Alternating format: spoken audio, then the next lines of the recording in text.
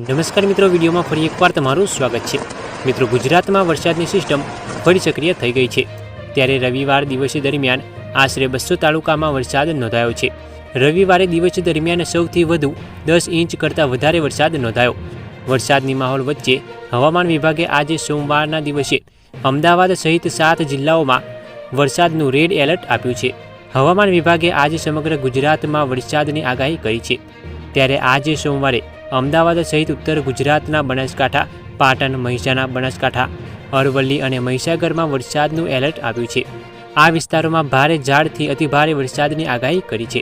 ત્યારબાદ આજે ગાંધીનગર, ખેડા, આણંદ, પંચમહાલ, દાહોદ, નવસારી, વલસાડ, દમણ, દાદરા નગર હવેલી, સૌરાષ્ટ્રના સુરેન્દ્રનગરમાં અને કચ્છમાં વરસાદનું એલર્ટ આપ્યું છે।